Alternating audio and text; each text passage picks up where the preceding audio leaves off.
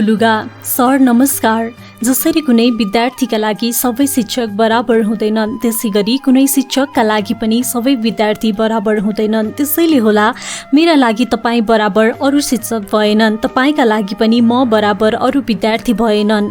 एक दिन तपाईँले भन्नुभयो तिम्रो उमेर फुल्दैछ ऋतु।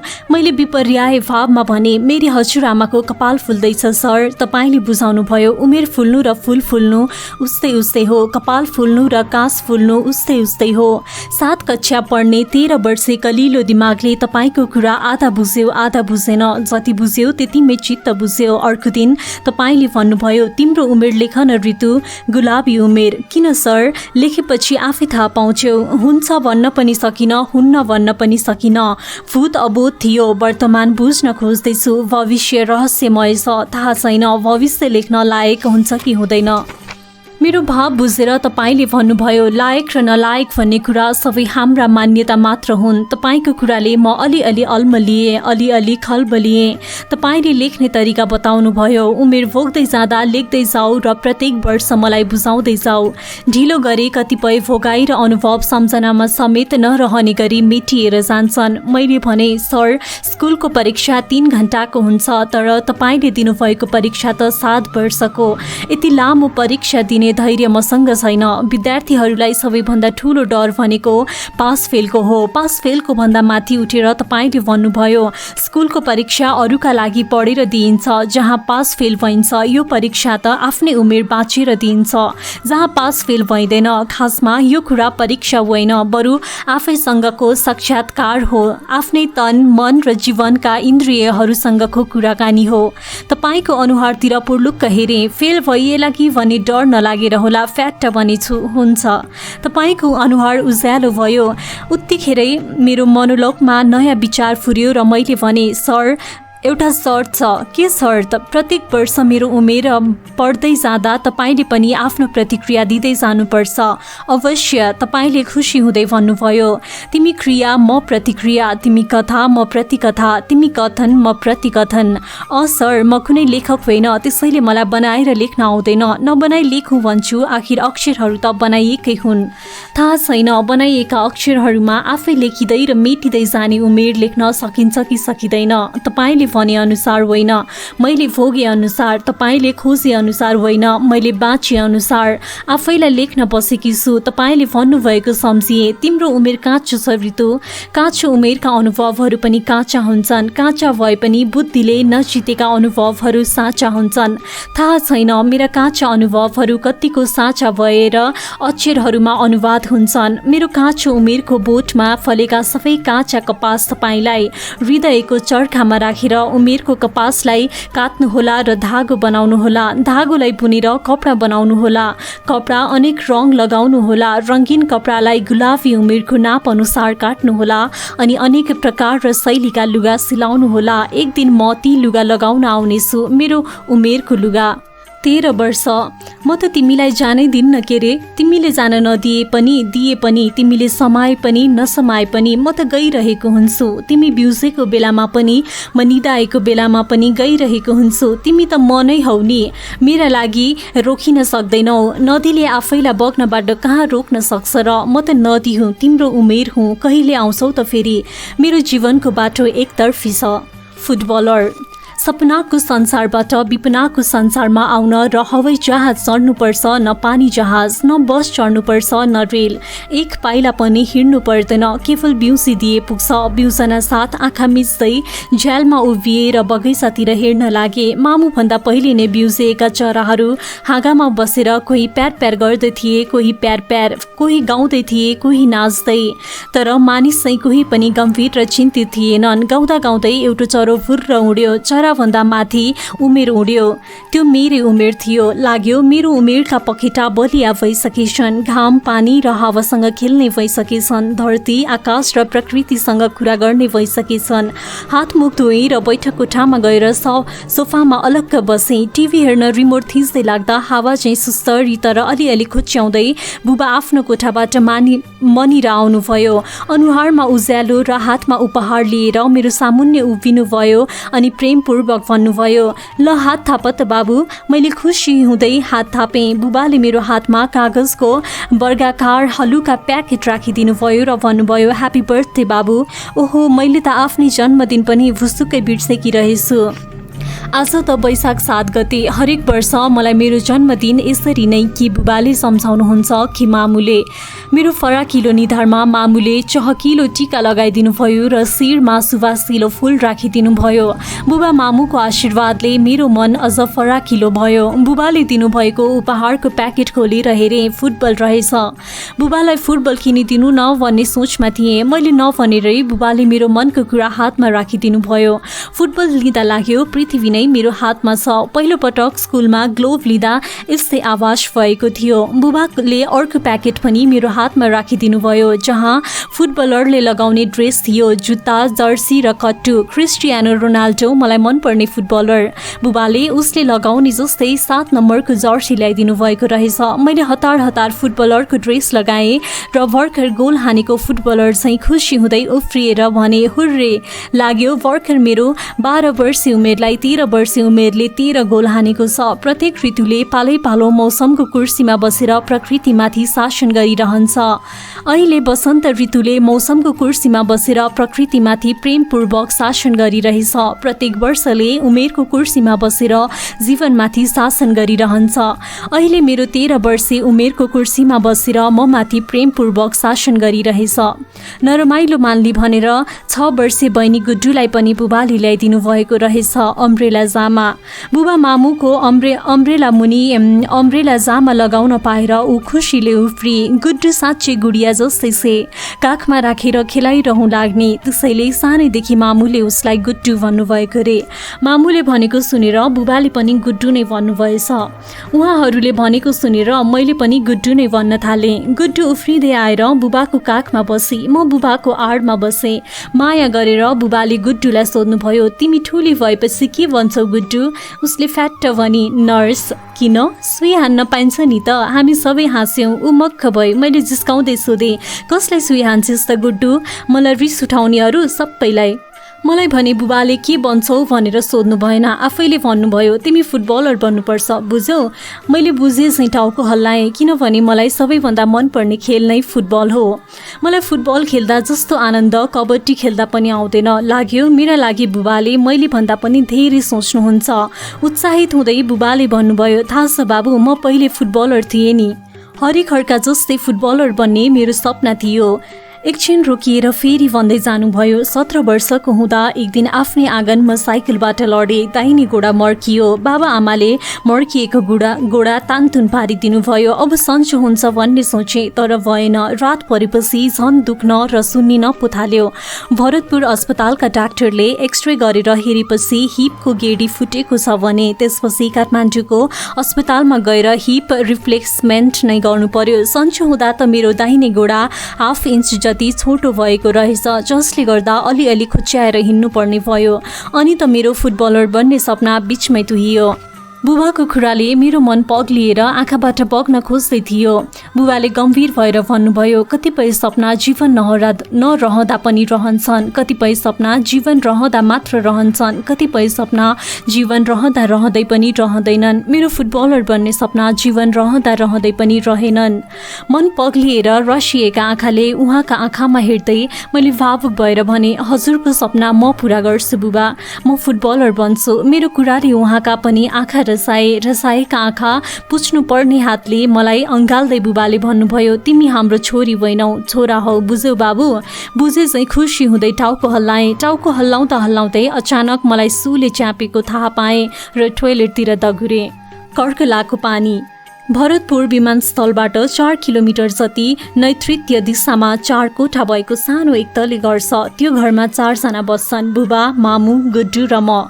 बुबा परिवार नियोजनमा जागिरी हुनुहुन्छ। मामु सरकारी स्कुलमा अस्थायी शिक्षक। मेरो चञ्चल उमेरलाई उफ्रिन र कबड्डी खेल्न हाम्रो घर वरिपरि समथर भूभाग छ। फुटबल खेल्न नजिकै ठुलो चौर छ। साइकल चलाउन फराकिला र सिधा बाटाहरू छन्। उत्तरतिर अग्ला अग्ला हिमाल र पहाडहरू छन्। तिनै हिमालबाट पग्लेर पहाडका पैतालाहरूसँग तरल गीत गाउँदै यहाँ आउने र यहाँबाट बग्दै जाने नेपालकै दोस्रो ठुलो नदी नारायणी छ। पूर्व र दक्षिणतिर पहाड जस्तै अग्ला अग्ला शालका रुखहरू भएको जङ्गल छ। जङ्गलको काखमा राप्ती नदी र छातीमा अनेक ताल तलैया छन्। शरीर र शिरभरि अनेक पशुपन्छी छन्। हिउँदमा यहाँ मौसमले हुस्सु र कुहिरोको सेतो पछ्यौरा ओढ्छ। गर्मीमा भने मानिसको शरीरभरि घमौरा फैलाइदिन्छ। यति भएर पनि यो ठाउँ प्यारो छ, किनभने सबैभन्दा पहिला मैले यही माटोमा छोएकी हुँ, यहाँको माटोमा उभिएकी हुँ, हिँडेकी हुँ र दौडिएकी हुँ।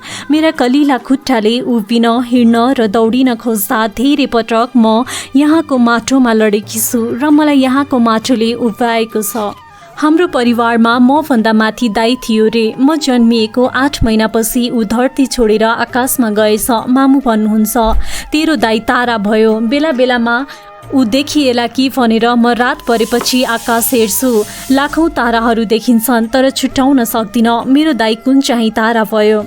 सानोमा मेरो अनुहार काटीकुटी दाईको जस्तै थियो रे। उसकै अनुहार छोडेर जन्मिए जस्तो, शरीर पनि उस्तै। फरक थियो त केवल शरीरको मध्यभाग, त्यो चाहिँ मैले छोड्न सकिनछु। मैले थाहा पाउँदाको उमेरदेखि नै बुबा मामुले मलाई बाबु भनेर बोलाउनुहुन्थ्यो, किनभने तारा भएको दाईलाई उहाँहरूले बाबु भनेर बोलाउनुहुन्थ्यो रे। अनुहार पनि बाबुको जस्तै भएकाले होला बुबाले बाबु नै ठान्न मामुले हर बखत मलाई कट्टु लगाइदिनुहुन्थ्यो रे, ताकि कट्टुले नै मेरो शरीरको मध्यभागमा रहेको नानी छोपिरहोस्। नुहाइदिँदा पनि मामुले कट्टु नै लगाएर नुहाइदिनुहुन्थ्यो रे। मैले थाहा पाउँदा पनि कट्टु नै लगाएर नुहाइदिनुहुन्थ्यो, जुन बेला मलाई लाज लाग्दैनथ्यो। बाबु नै भए पनि सानो छँदा त मामुहरूले आफ्नो सन्तानका आँखामा गाजल लगाइदिन्छन् र कान छेडिदिन्छन्, तर नानी भएर पनि मामुले मलाई गाजल समेत लगाइदिनु भएन र कान पनि छेडिदिनु भएन। मामुले मलाई लुगा पनि बाबुले लगाउने खालका मात्र लगाइदिन थाल्नु भएछ। मैले थाहा पाउँदा मसँग नानीले लगाउने लुगा एउटा पनि थिएन र आजसम्म पनि छैन। बुबाले मेरो कपाल कटाइ पनि बाबुको जस्तै बनाइदिन थाल्नु भएछ। बुबाले बाबु भनेर बोलाउँदा बोलाउँदै मेरो स्वभाव र व्यवहार ठ्याक्कै बाबुको जस्तै हुन गएछ।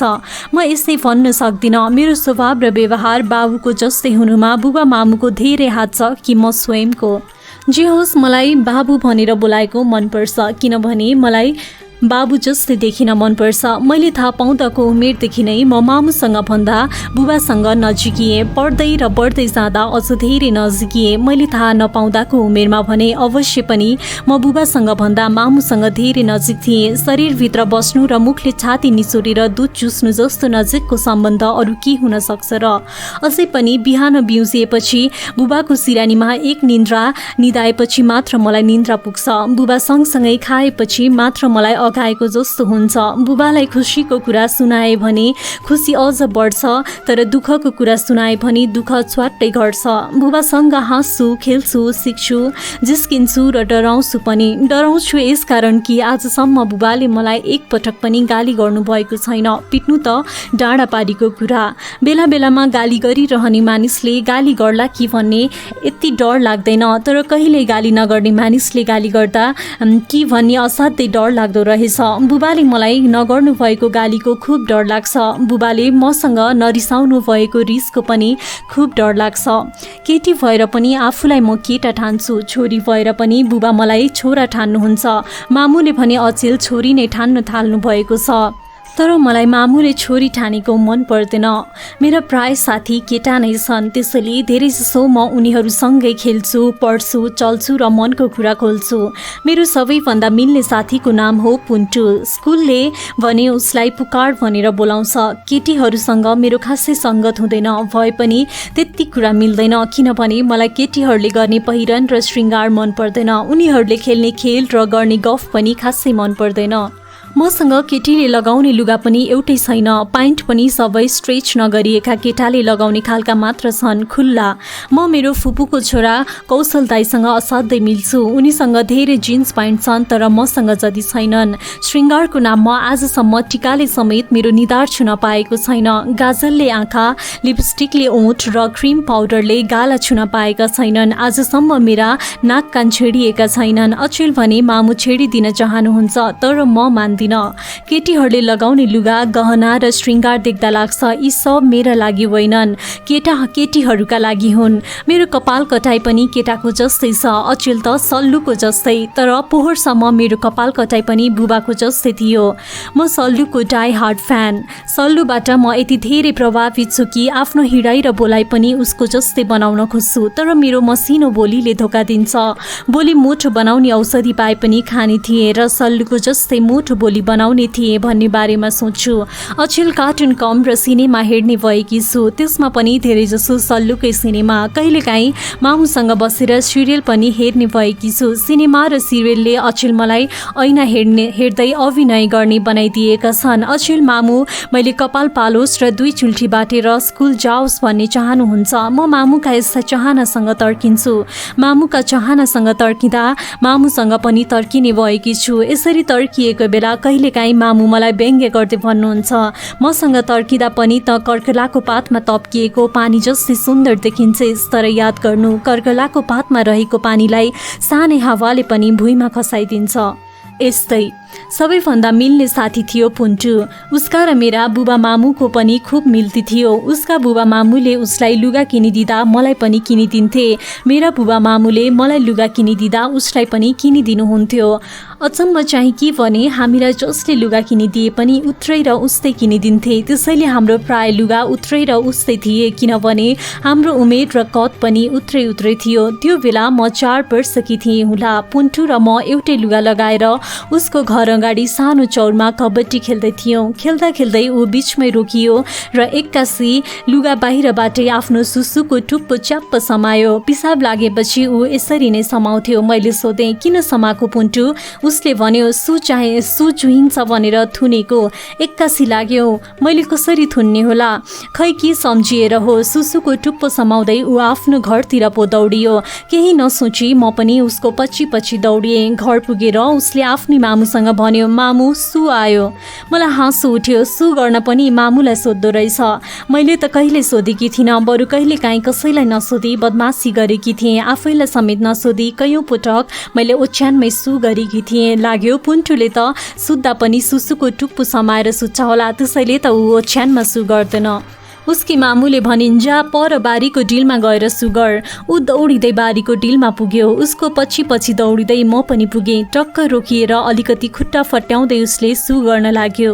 उसले गरेको देखेर मलाई पनि गर्न मन लाग्यो। ऊ उठेर सु गर्दै थियो, म बसेर। उसले पर पुर्याउँदै थियो, मैले वर। पहिलो पटक छक्क परेर उसले सु गरेको टाउको उठाएर हेरेँ। एकछिनसम्म हेरिरहेँ अनि आफ्नोतिर टाउको घोप्टाएर हेरेँ। एकछिनसम्म हेरिरहेँ। आफ्नोतिर हेर्न अप्ठ्यारो भयो, उसकोतिर सजिलो। मेरो पनि उसको जस्तै भइदिएको भए हेर्न सजिलो हुने थियो र मैले पनि उसले चाहिँ सु टाढा पुर्याउने थिएँ जस्तो लाग्यो। पहिलो पटक उसको सुसुले मलाई अनौठोसँग आकर्षित गर्यो अनि आफैसँग प्रश्न गरेँ, उसले चाहिँ मैले किन सु टाढा पुर्याउन सक्दिनँ? ऊ किन उठेर सु गर्छ, म किन बसेर? उसको र मेरो शरीरका सबै अङ्गको बनावट उस्तै भए पनि यो सुसु मात्र किन फरक भयो? एक्कासी लाग्यो, पक्कै पनि मामुले मेरो सुसु पुन्टुको जस्तै बनाइदिन सक्नुहुन्छ। उसले भन्दा चाँडै सु गरेर म उठेर हत्तारिँदै आफ्नो घरतिर दौडिएँ। पुन्टु पनि मेरो पछि दौडियो। मामु बाहिरको धारामा घाम तापेर लुगा धुँदै हुनुहुन्थ्यो। मामुसँग उसकी मामु पनि रहेछन्। मामुसँग के कुरा गर्दै हाँस्दै बोल्दै थिइन्। हतारिँदै म मामुको अगाडि उभिएर जरुरी कुरा भन्छु जस्तै आत्तिँदै बोलाएँ, मामुले मतिर हेर्दै नहेरी सोध्नुभयो, किन? मैले फ्याट्ट भने, मलाई पनि पुन्टुको जस्तै बनाइदिनु न। मामुले मेरो कुरा नबुझेझै सोध्नुभयो, के बनाइदिने?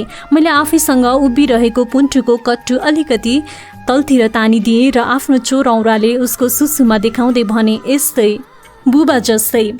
सानोमा मलाई केटी हुँ भन्ने थाहा नै थिएन, तर पुन्टु केटा हो भन्ने थाहा थियो। शङ्का लागेर बुबालाई सोधेकी थिएँ, म केटा हो कि केटी बुबा?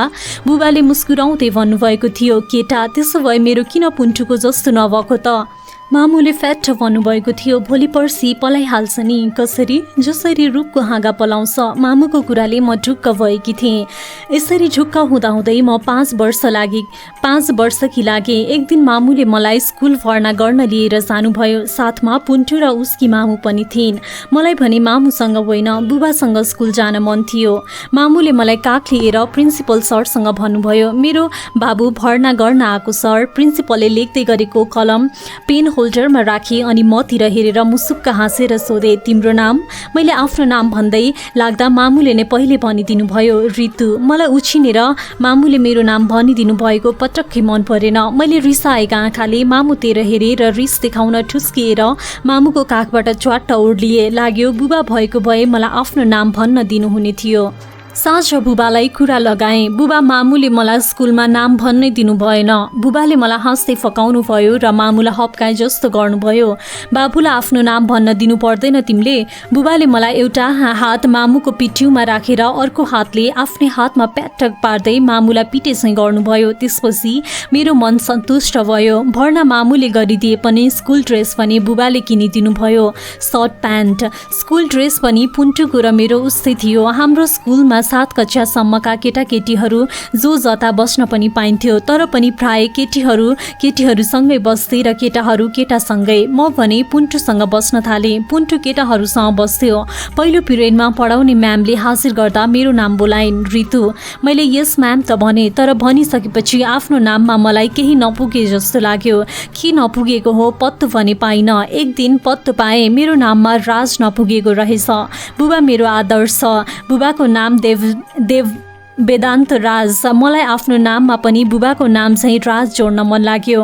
अर्को दिन मैले अवोध भावमा म्यामसँग भने, मेरो नाममा पनि राज लेखिदिनु न म्याम। खिस्सा हाँस्दै म्यामले टार्न घोसिन्। मैले मामुसँग चाहिँ जिद्दी गर्न थालेँ। मेरो बाल हटका सामु उनको केही लागेन। त्यसपछि हाजिरी रजिस्टरमा उनले मेरो नाममा राज जोडिदिन्। त्यो दिनदेखि मेरो नाम ऋतुबाट ऋतुराज भयो। बुबा मामु कसैलाई नसोधी आफ्नो नामको पछाडि आफ्नै खुसीले राज जोड्दा असाध्यै सन्तुष्टि मिल्यो। घरमा आएर खुसी हुँदै जब यो कुरा बुबालाई सुनाए, उहाँ मुसु मुसु मात्र हाँस्नुभयो, कुनै प्रतिक्रिया दिनु भएन। आफन्त र छिमेकी धेरैले भन्थे, तिम्रो अनुहार बुबाको जस्तै छ। अनि थप्थे, छोरीको अनुहार बुबाको जस्तै र छोराको अनुहार आमाको जस्तै हुनेहरू भाग्यमानी हुन्छन्। तिमी भाग्यमानी छौ। यो कुराले मलाई मक्ख बनाउँथ्यो। अनुहार मात्र होइन, त्यो बेला मेरो कपाल कटाइ पनि बुबाको जस्तै थियो। प्रत्येक 2 महिनामा बुबाले मलाई कपाल काट्न हजम कहाँ लैजानुहुन्थ्यो र आफ्नो जस्तै शैलीमा कपाल कटाएर ल्याउनुहुन्थ्यो। केटा जस्तै हुनु, त्यसमा पनि बुबा जस्तै हुनुमा मलाई गर्व थियो। यसरी नै गर्व गर्दा गर्दै गर्वको मलजलले रुखको हाँगो चाहिँ मेरो त्यहाँ पुन्टुको जस्तै पलाउँछ भन्ने कुरामा म ढुक्क हुँदै थिएँ। पलाउँदैछ कि भनेर कहिले सु गर्दा, कहिले नुहाउँदा टाउको निहुराएर हेर्थेँ, कहिले एकान्तमा पढिरहँदा, कहिले लुगा फेर्दै गर्दा पनि हेर्थेँ, कहिले राति सुतेपछि, कहिले बिउजिने बित्तिकै पनि हेर्थेँ। तर त्यहाँ त मुसा जति पनि केही पलाएको हुँदैन थियो। रुख बिरुवाको हाँगामा चाहिँ पिपिरो जति पनि केही पलाएको हुँदैन थियो। यसरी हेर्दा म प्रत्येक पटक खिन्न हुन्थेँ। जब ऐना हेर्थेँ खिन्न हुन्थेँ, किनभने आफ्नो अनुहारमा बुबाको छवि देख्थेँ। 8 वर्ष लागेपछि बुबा मामुलाई मेरो यहाँ कहिले पलाउँछ भनेर सोध्न छोडिदिएँ। बिस्तारै बुझ्न थालेँ, अब यहाँ कुनै हाँगा बिगा, मुना या पिपिरा केही पलाउँदैन। आफैलाई बुझाएकी थिएँ, तर केही छैन। मेरो यति एउटा अङ्ग मात्र त हो केटीको, त्यो पनि छोपिने ठाउँमा छ। देखिने ठाउँमा त म केटा जस्तै छु, बुबा जस्तै। मनोबल। मामा घरकी हजुरआमा आउनु भएको थियो। आँगनमा घाम ताप्दै हजुरआमाले गुड्डुको ओभाएको कपालमा तेल हालेर कोरिदिनु भयो र बाटेर रिबन बाँधिदिनु भयो। गुड्डु पुतली जस्तै देखि। मतिर फर्किएर हजुरआमाले भन्नुभयो, तेरो कपाल पनि लामो भएको भए यसरी नै बाँडिदिन्थे। क्या रम, तँलाई केटो भन्नु परेको? मैले गुत्था पर्दै भने, बाटो पनि छैन मलाई। भविष्य नै नदेखि चाहिँ हजुरआमाले भन्नुभयो, हेरौँला नि पछि। हेर्नुहोला, म सधैँ यस्तै हुने हो। कपाल र लुगा त कहिले पनि सल्लुको जस्तै छ। मैले बाजीको ध्वनिमा दुवै हातलाई पैतालासित डिग्रीको कोणमा दोबारेर पाखुराको मसल देखाउँदै अगाडि भने, पछि त जिम गरेर जिउ पनि सल्लुको जस्तै बनाउने हो। हजुरआमाले सल्लु भनेको बुझ्नु भएनछ, ट्वाल्ल पर्नुभयो। मैले बुझाएँ, सलमान खान भनेको के हजुरआमा? तपाईँ कृष्ण भगवानको फ्यान, म सल्लुको, हा। उहाँले मलाई आँखा तर्नुभयो र गुड्डुका आँखामा गाजल लगाइदिनु भयो अनि निधारमा गाजलकै सानो टिका पनि लगाइदिनु भयो। मैले भने, कोठी जस्तै देखियो त गुड्डे। गुड्डुलाई कोठी मनपर्ने भएकाले ऊ खुसी भए। खुसी नाचिरहेको मेरो अनुहारमा अचानक हजुरआमाले बदमास विद्यार्थीलाई हेडमास्टरले चाहिँ हेर्नुभयो र सुझावमा गाली मिसेर भन्नुभयो, कस्तो केटा जस्तो भएर बसे कि यो ठुल नातिनी त, कपाल पाल्नु, बाट्नु, गाजल टिकी लगाउनु, नाक कान छेड्नु, यो उमेरकी केटीलाई कति सुहाउँछ। मैले नाक खुम्चाउँदै भने, हजुरआमा, म त बाबु हो, बाबुलाई यस्तै सुहाउँछ। उहाँले मलाई ठुल्ठुला आँखाले हेर्नुभयो। मैले उहाँको सेतो कपाल खेलाउँदै फेरि भने, पहिलेका केटीलाई पो गाजल र गहना सुहाउँथ्यो, अहिलेका केटीलाई त पढाइ सुहाउँछ। पढाइ लाउने कुरो हो र सुहाउनलाई? उहाँले झर्किँदै अगाडि भन्नुभयो, पढाइ भन्दैमा अहिलेकाले गाजल र गहना केही लाउनु पर्दैन। हजुरआमा रिसाएर झर्किँदा उहाँका कानमा मारवाडी र नाकको बुलाकी दायाँ बायाँ हल्लियो। मैले हाँस्दै भने, तपाईँको कुरा त तपाईँकै मारवाडी र बुलाकीले पनि होइन भनेका छन् हजुरआमा। हजुरआमाले मलाई पनि गाजल लगाइदिन खोज्नुभयो। मैले भने, नाइ हजुरआमा, म कहिले लाउन्न। बाबुले कहिले गाजल लाउँदैन, सल्लुले पनि लाउँदैन। हजुरआमाले फकाउनु भयो, यो गाजल होइन, औषधि हो। मैले औषधि हालेर घरमै बनाकी हुँ। हजुरआमाका कुराले मामुले मलचल गर्नुभयो। लगा बाबु, यी मैले पनि लाछु। आँखा चिलाको च्वाट्टै हुन्छ, बेला बेलामा त आँखा चिलाइरह्यो भन्छेस् नि। अति कर गरेपछि भोलिपल्ट बिहानै धुने सर्टमा गाजल लगाउन तयार भएँ। हजुरआमाले मेरो आँखामा गाजल लगाइदिन थाल्नुभयो। पहिलोपटक गाजलले मेरो आँखा छोएको थियो। एउटा आँखामा लगाइदिइसकेपछि उहाँले भन्नुभयो, तेरा ठुल्ठुला आँखामा गाजल कति सुहाउँदो रहेछ, हेर त, यतिका वर्षसम्म सुहाउनै पान। उहाँले ऐना देखाइदिनु भयो। मैले हाँस्दै भने, सल्लुका आँखा पनि ठुल्ठुला छन्। हजुरआमाले अर्को आँखामा पनि गाजल लगाइदिन खोज्नुभयो। पक्नु न, एकपटक ऐना हेर्छु भन्दै मैले फेरि ऐना हेर्न थालेँ। तर ऐनामा मैले आफूलाई होइन बुबालाई देखेँ र एक्कासी झस्किएर पछाडि हेरेँ। बुबा भर्खर कतैबाट अलग्ग आउनु भएको रहेछ र हाम्रो पछाडि टक्क रोकिनु भएको रहेछ।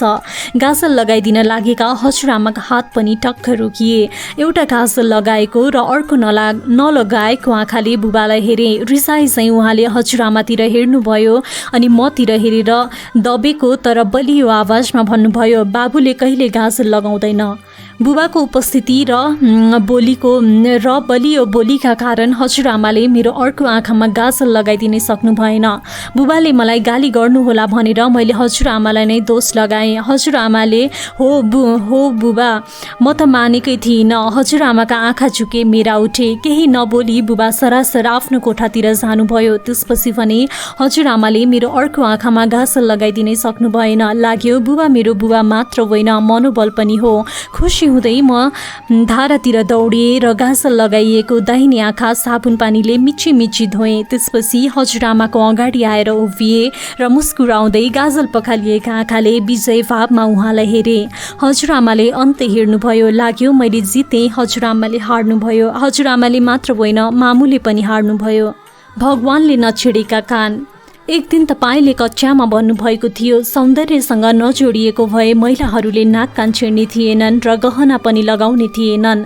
तपाईँको यो कुरा मलाई पटक्कै मन परेको थिएन। तपाईँलाई देखाएरै छोड्छु भनेर मैले मनमनै कसम खाएकी थिएँ। म कहिले पनि नाक कान छेड्ने छैन र गहना लगाउने छैन। सानोमा छोराछोरी दुवैको कान छेडिदिने चलन छ, तर मेरो छेडिएन। नछेडिनुमा पनि बुबाकै भूमिका छ। उहाँ भन्नुहुन्छ, मेरो बाबुलाई कहिल्यै काँडाले पनि नघोचोस्, तर मलाई काँडाले धेरै पटक घोचेको छ। सायद मेरो फुल जस्तै उमेरले फुलसँग मात्र खेल्न जानेको रहेछ। मामु भन्नुहुन्छ, उमेर बढ्दै जाँदा काँडासँग खेल्न मात्र होइन, काँडालाई झेल्न पनि जान्नुपर्छ। अस्ति भर्खरको कुरा, टोलमा नाक कान छेड्न एकजना स्वर्णकार आएका रहेछन्, मेरो कान छेडिदिने भनेर सानीमाले ती स्वर्णकारलाई बोलाउनु भयो। कान छेड्दा दुख्छ भन्ने पिर लागेन, केटी जस्तै भइन्छ भन्ने पिर लाग्यो। हजुरआमा, तपाईँ र आफैसँग मनमने गरेको अठोट पुरा गर्नुपर्छ भन्ने लाग्यो, त्यसैले म मान्दै मानिन। सानीमाले जिस्क्याउनु भयो। कान नछेडेर केटा भइने र छेडेर केटी भइने होइन छोरी, आमाको पेटमै तिमीलाई भगवानले छेडेर केटी बनाइदिएका छन्। हा सानीमाले गर्नुभएको परिहास मलाई पटक्कै मन परेन। उहाँले मलाई चुनौती नै दिनुभयो। कान नछेडेकी केटीले त छोको भात पनि कसैले खाँदैनन्। घृणा भएर मैले भने, म कहिल्यै पनि छेड्दिनँ सानीमा, मैले छोएको अरूले नखाए सबै मै खाउँला। मेरो घृणतालाई हल्का रूपमा लिएर उहाँले भन्नुभयो, मेरी नन्दले पनि यसै भनेकी थिए, पछि त आफैले छेडेर आइस। मेरो रोषपूर्ण भावमा भने, म तपाईँको नन्द हो र? सानीमाले फकाउनु भयो। होइनौ छोरी हौ, मेरी दिदीकी छोरी, म गर्जिए, म छोरा हो। कान त छोराले पनि छेड्छन्, तिम्रो प्यारो पुन्टुले पनि छेडेको छ। सानीमा र मामुले धेरै कर गरेपछि भगवानले नछेडिदिएका कान छेड्न तयार भए। स्वर्णकार मेरो नजिक आए। उनले मेसिन झिके र मेरो कानको लोती समाएर छेड्न लागे। त्यही बेला एउटा बाइक हामीतिर आँगनमा घुवाइया गर्दै आयो र बलेसिनेर रोकियो। हामी सबैले बाइकतिर हेऱ्यौँ। स्वर्णकारले पनि पुडुक्क हेरे। बुबा आउनु भएको रहेछ। डुब्न लागेको बेला नाउ भेटिए चाहिँ म खुसी भएँ। फेरि पनि मेरो मनोबल वात्तै बढ्यो। सानीमा र मामुको मनोबल भने वात्तै घट्यो। बुबाले हेलमेट खोल्दै भन्नुभयो, के गर्न लाग्यो यसरी धुरिएर? मैले गुहार मागे, हेर्नु न बुबा, म कान छेड्दिन भनेको झन्। सानीमा र मामुतिर फर्किएर बुबाले भन्नुभयो, चाहिने भएको भए त गर्भबाटै भगवानले छेडेर पठाइदिन्थे नि, सास फेर्ने सुन्ने प्वालहरू बनाएर पठाइदिएका छन् त। सानीमा केही बोल्नु भएन। मामुले भन्नुभयो, लुगा लगाउनु पर्ने भएको भए त भगवानले गर्भबाट लुगा लगाएर जन्माइहाल्थे नि, किन नाङ्गै जन्माउँथे? त्यसैले अब लुगा पनि किन लाउनु पर्यो? विवाद भएपछि स्वर्णकार चुपचाप आफ्नो बाटो लागे। मामु र सानीमाले जबरजस्ती भगवानले नछेडिदिएका मेरा कान छेडिदिन सक्नु भएन। फेरि पनि म युद्ध जिते चाहिँ खुसी भएँ। 2 in 1। केटीहरूलाई मैले खासै मन नपराएको पनि केटीहरूले मलाई खास मन पराउँछन्। सायद उनीहरू ममा केटाको बिम्ब देख्छन् र मन पराउँछन्। धेरैजसो केटी त मेरो हेयर स्टाइल देखेर फिदा नै हुन्छन्। मेरो कपाल सुमसुमाउँछन् र तृषित हुँदै भन्छन्, कस्तो राम्रो हेयर स्टाइल सल्लुको जस्तै। कपाल र लुगाका कारण उनीहरू ममा सल्लुको बिम्ब देख्छन् र भुतुक्कै हुन्छन्। दिउँसो बुबाले भन्नुभयो, बाबु तिम्रो कपाल काट्ने बेला भएछ। बुबाको बोली मेरो कानमा खस्न साथ तयार भइहाले। बुबाले मलाई सैलुन लिएर जानुभयो र हजामलाई भन्नुभयो, बोइस कट काटिदेऊ है ललन। हजामले हाँस्दै भने, मालुम हे साहब। मैले थपेँ, सल्लु कट है ललन अङ्कल, साजनावाला सल्लु। हा कपाल काटिसकेपछि म अझ केटा जस्तै देखिएँ। केटा हुनबाट रोक्न कपाल काट्न पाउँदा असाध्यै खुसी भएँ। घर पुग्दा मामुले हाम्रा लागि खाजा तयार पार्नु भएको रहेछ र गाली पनि। हामीलाई खाजा दिँदै मेरो कपाल हेरेर बुबासँग रिसाउनु भयो। यसलाई फेरि ठुटी बनाएर ल्याउनु भयो होइन? अब त 2 छुल्टी बाटेर स्कुल पठाम भनेको। ठुटी बनाएर होइन, छोरा बनाएर ल्याएको। मतिर फर्किएर बुबाले भन्नुभयो, कसो बाबु?